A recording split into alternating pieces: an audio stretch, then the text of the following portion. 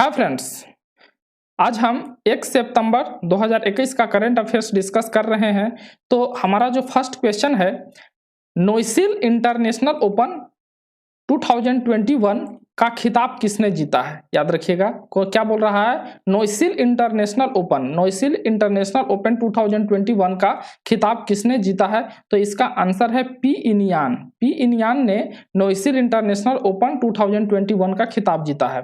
Who has won the title of नोइसिल international open 2021? तो इसका आपको आंसर क्या है? पी इनियान ने नोइसिल इंटरनेशनल ओपन 2021 का खिताब जीता है। इसके बारे में अगर हम बात करते हैं तो ये तमिलनाडु के हैं। तमिलनाडु के पी इनियान जो है ये नोइसिल इंटरनेशनल ओपन 2021 का शतरंज टूर्नामेंट का खिताब जीता है। तो आपको जो नोइसिल इंटरनेशनल ओपन 2021 है वो बेसिकली शतरंज से रिलेटेड है, चेस से रिलेटेड है। अगर हम बात करते हैं फाइट के बारे में तो इंटरनेशनल चेस फेडरेशन है। फाइट का मतलब क्या है? International chess federation. और विश्व में जितने भी शतरंज खेले जाते हैं, जो भी चेस खेले जाते हैं, उसको फाइट क्या है, रेगुलेट करता है। पहले भी बता चुके हैं। अगर हम इंटरनेशनल चेस फेडरेशन विश्व शतरंज महासंघ का बात करते हैं तो इसका जो इस्टेब्लिशमेंट हुआ था 20 जुलाई 1924, 20 जुलाई 1924 को हुआ था। और इसका जो हेडक्वार्टर का बात करते हैं तो स्विट्जरलैंड के लुसाने में इसका हेडक्वार्टर है। और इसके प्रेसिडेंट के बारे में बात करते हैं तो आर्करी डवरकोविच इसके अध्यक्ष है। आर्करी डवरकोविच जो है इसके अध्यक्ष हैं। अगर हम नेक्स्ट बात करते हैं कि राष्ट्रीय लघु उद्योग दिवस, जिसको बोलते हैं नेशनल स्मॉल इंडस्ट्री डे, 2021 कब मनाया गया? तो 30 अगस्त को नेशनल स्मॉल इंडस्ट्री डे ये मनाया गया है। When is the national small industry day 2021 celebrated? तो इसका आंसर है आपको 30 अगस्त को आपको नेशनल स्मॉल इंडस्ट्री डे को सेलिब्रेट किया गया है। इसके बारे में हम बात करते हैं कि देश भर में हर साल 30 अगस्त को छोटे उद्योगों की उनकी समग्र विकास क्षमता और वर्ष में उनके विकास के लिए प्राप्त अवसरों के समर्थन और बढ़ावा देने के लिए राष्ट्रीय लघु उद्योग दिवस के रूप में इसको मनाया जाता है। उद्योग दिवस मौजूदा छोटे, मध्यम और बड़े पैमाने के उद्यमों को संतुलित विकास प्रदान करने और राज्य के वित्तीय स्वास्थ्य को बढ़ावा देने के लिए नए उद्योग स्थापित करने में सहायता प्रदान करने का एक माध्यम है। अगर हम नेक्स्ट क्वेश्चन के बारे में बात करते हैं तो किस कंपनी ने टोक्यो ओलंपिक में रजत पदक जीतने वाली मीराबाई चानू को अपने स्टे इन प्ले अभियान का ब्रांड एम्बेसडर बनाया है? Which company has made Tokyo Olympics silver medalist Mirabai Chanu as the brand ambassador of the Stay in Play campaign? याद रखिएगा कि किस कंपनी ने ब्रांड एम्बेसडर बनाया मीराबाई चानू को? तो एडिडास ने ब्रांड एम्बेसडर बनाया है। इसके बारे में हम बात करते हैं कि विभिन्न प्रकार के जूते और स्पोर्ट्स परिधान बनाने वाली कंपनी जिसका नाम है एडिडास ने टोक्यो ओलंपिक में रजत पदक जीतने वाली मीराबाई चानू उसके नए अभियान स्टे इन प्ले का नया चेहरा होगी। कंपनी ने खेल के दौरान महामारी से गुजर रही महिलाओं को ध्यान में रखते हुए अपने विशेष नए उत्पादों के लिए यह अभियान शुरू किया है। नेक्स्ट क्वेश्चन के बारे में हम बात करते हैं 4th नंबर कि ग्लोबल डेफी एडॉप्शन इंडेक्स। याद रखिएगा, ग्लोबल डेफी एडॉप्शन इंडेक्स 2021 में भारत का स्थान क्या है? तो ये आपका 6th स्थान है। ग्लोबल डेफी एडॉप्शन इंडेक्स में भारत का स्थान क्या है? तो 6 नंबर इसका भारत का स्थान है। What is the rank of India in the global DeFi adoption index 2021? Answer इसका क्या है? 6। इसके बारे में हम बात करते हैं कि भारत में निवेशकों के बीच क्रिप्टो करेंसी एक डिजिटल करेंसी होता है। क्रिप्टो करेंसी का जादू सिर चढ़कर बोल रहा है। दुनिया भर में क्रिप्टो करेंसी को अपनाने के मामले में यह दूसरे नंबर पे पहुंच गया है, क्योंकि अभी पहले क्रिप्टो करेंसी इंडिया में लीगल नहीं था, लेकिन आरबीआई ने क्या है, क्रिप्टो करेंसी अपनाने के लिए अपना जो इंटरेस्ट जो है शो किया है। इसके साथ ही यह डिसेंट्रलाइज्ड फाइनेंस यानी डेफी सिस्टम का मतलब होता है डिसेंट्रलाइज्ड फाइनेंस सिस्टम को सबसे ज्यादा अपनाने वाले 10 टॉप देशों में भी शुमार हो गया है। अगर हम बात करते हैं blockchain data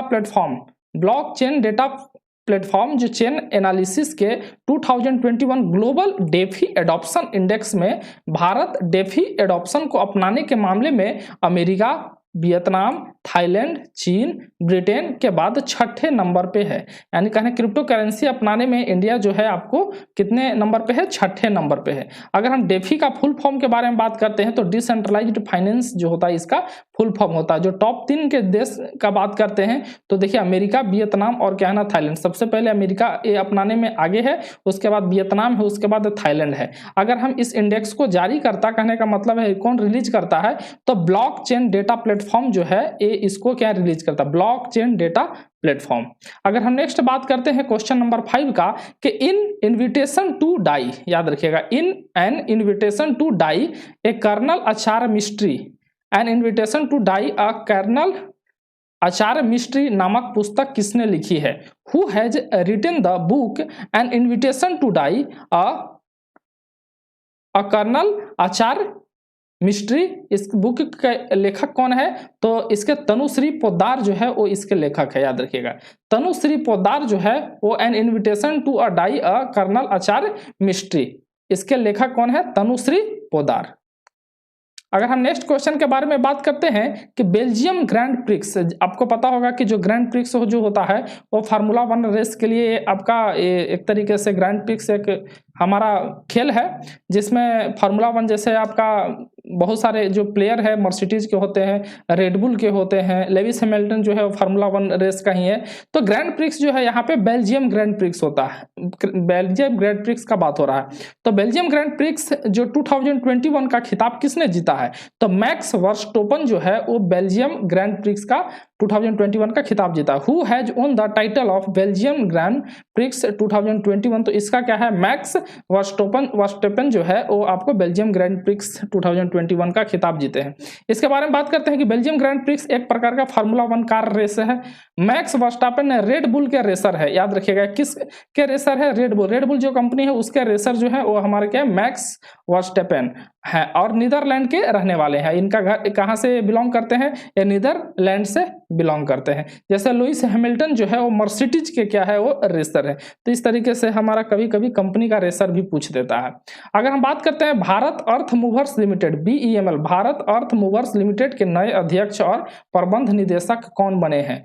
who has become the new chairman and managing director of Bharat Earth Mover Limited, जिसको शॉर्ट में BEML के नाम से जानते हैं। तो इसके जो अध्यक्ष बने हैं अमित बनर्जी को इनका अध्यक्ष और क्या ना प्रबंध निदेशक के रूप में इनको बनाया गया, अमित बनर्जी।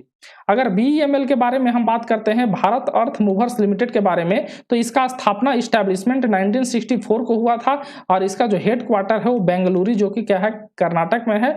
इसके जो चेयरमैन एंड MD का बात करें तो ये MD अमित बनर्जी को बनाया गया है। अगर हम बात करते हैं कि दीपा मलिक के बाद, याद रखिएगा, दीपा मलिक के बाद पैरा ओलंपिक में पदक जीतने वाली दूसरी भारतीय महिला खिलाड़ी कौन बनी है? तो भावनाबेन पटेल के बारे में हम बात करते हैं। अभी पैरा ओलंपिक में इन्होंने मेडल क्या जीता है। तो जो भावनाबेन पटेल जो है वो दीपा मलिक के बाद पैरा ओलंपिक में पदक जीतने वाली दूसरी भारतीय महिला खिलाड़ी बन गई है।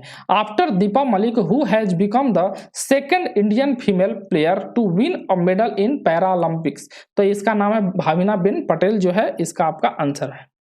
अगर इसके बारे में बात करते हैं कि टेबल टेनिस से किससे रिलेटेड है? टेबल टेनिस से रिलेटेड है। टेबल टेनिस में भारतीय खिलाड़ी भावनाबेन पटेल ने टोक्यो पैरा ओलंपिक 2021 जो है खेलों में 2021 है यहाँ पे 2021 खेलों में महिला एकल मुकाबले में रजत पद जीतकर इतिहास रच दिया है। भावनाबेन जो है वो दुनिया के नंबर 1 खिलाड़ी चीन के झोउ यिंग से फाइनल मुकाबले में 0-3 से क्या ना हार गई, जिसके बाद उन्हें सिल्वर मेडल से संतोष करना पड़ा। टोक्यो पैरा ओलंपिक 2020 में भारत का यहाँ 2021 है, यहाँ पे याद रखिएगा। टोक्यो पैरा ओलंपिक 2021 में भारत का यह पहला पदक भावनाबेन पटेल ने ही जीता था। दीपा मलिक के बाद पटेल जो है पैरा ओलंपिक में पदक जीतने वाली दूसरी भारतीय महिला हैं। उन्होंने 2016 रियो ओलंपिक में शॉर्ट पुट में रजत पदक क्या है ना जीती थी। नेक्स्ट क्वेश्चन के बारे में बात करते हैं कि उत्तर प्रदेश का पहला आयुष विश्वविद्यालय, आयुष यूनिवर्सिटी कहाँ खोला जाएगा? Where will the first Ayush university of Uttar Pradesh be opened? तो इसका आंसर है गोरखपुर में इसको खोला जाएगा।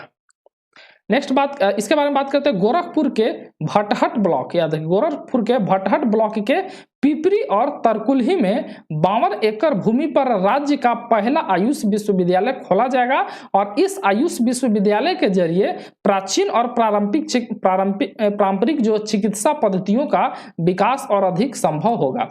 राष्ट्रपति रामनाथ कोविंद ने इस आयुष विश्वविद्यालय की आधारशिला रखी है। उत्तर प्रदेश के प्रथम आयुष विश्वविद्यालय का नाम महायोगी गुरु गोरखनाथ आयुष विश्वविद्यालय गोरखपुर होगा। याद रखिएगा कि इस आयुष विद्यालय का जो नाम जो होगा वो क्या है, महायोगी गुरु गोरखनाथ आयुष विश्वविद्यालय, कहां पे, गोरखपुर।